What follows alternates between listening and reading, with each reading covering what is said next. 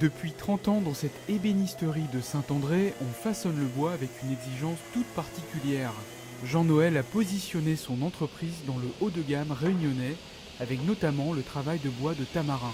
Un meuble de haut de gamme pour moi, c'est un traitement différent. Il y a le matériau que nous allons utiliser, qui est en général un matériau précieux et recherché. Et surtout, s'il est durablement géré, tant mieux. Et après, c'est une question de compétence. Fabriquer des meubles en petite série et parfois en pièces uniques est avant tout une passion pour ces 6 ébénistes. C'est la traduction de ce que nous demande un client.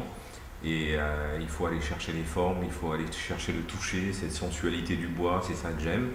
Et c'est ça que nous aimons retransmettre. Emmanuel, lui aussi, est ébéniste marketeur de formation.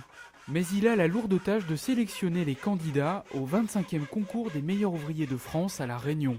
Les candidats m'appellent, je les reçois parce que je veux juste vérifier avant qu'ils soient vraiment à même de finaliser une candidature. Il vaut mieux être un tout petit peu déçu au début que gravement déçu au bout de 3 ans. Donc il y a une inscription et qui est un premier passage. Le deuxième, c'est une épreuve régionale, il y a une épreuve de sélection et de probation locale. Un concours national et maintenant international qui permet à certaines spécialités d'émerger et de créer des vocations. À La Réunion, nous avons de nombreux meilleurs ouvriers de France. On a une bonne dizaine actuellement, dont 5 brodeuses. Donc la broderie de Sillaos, qui est malheureusement un métier en grave danger, est celui qui est le plus capé de La Réunion. Et il y a en tout 250 métiers inscrits au niveau national. Et donc de nombreux Réunionnais, dans leurs compétences, peuvent s'inscrire.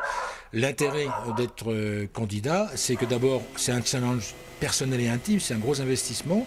Chercher à être le meilleur dans son savoir-faire. Et puis deuxièmement, on met des filières en avant. Les candidats sélectionnés auront 1 an pour réaliser leur projet. Les inscriptions se feront jusqu'au 30 septembre prochain.